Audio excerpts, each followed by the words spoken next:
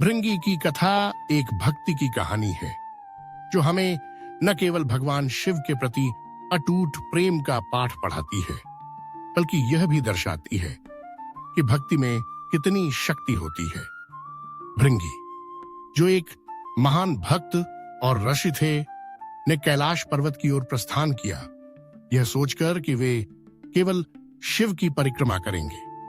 उनकी निष्ठा अद्वितीय थी, लेकिन पार्वती का हस्तक्षेप इस भक्ति की राह में बाधा बन गया। पार्वती ने अपने स्थान पर बैठकर भृंगी के प्रयास को विफल करने का प्रयास किया, जिससे भृंगी की निराशा बढ़ गई।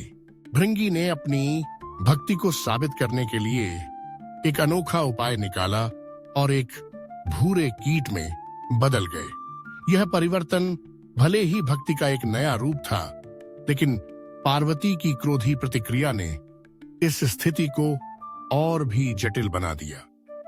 उनका शाप भृंगी को शारीरिक रूप से कमजोर कर देता है, जिससे वह खड़े नहीं हो पाते। यह स्थिति न केवल भृंगी की भक्ति की परीक्षा है, बल्कि यह पार्वती की शक्ति और अधिकार को भी दर्शाती है। भृंगी की प्रार्थना ने शिव को उनकी सहायता के लिए प्रेरित किया और शिव ने उन्हें एक तीसरा पैर दिया, जिससे वह फिर से खड़े हो सके।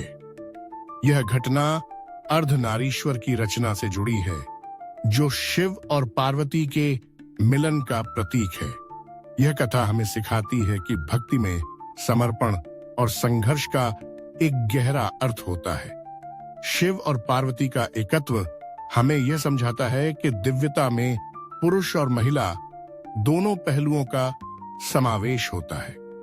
भृंगी की कहानी न केवल भक्ति का महत्व बताती है, बल्कि यह हमें यह भी याद दिलाती है कि सच्ची भक्ति में कभी हार नहीं होती, बल्कि यह हमें और मजबूत बनाती है।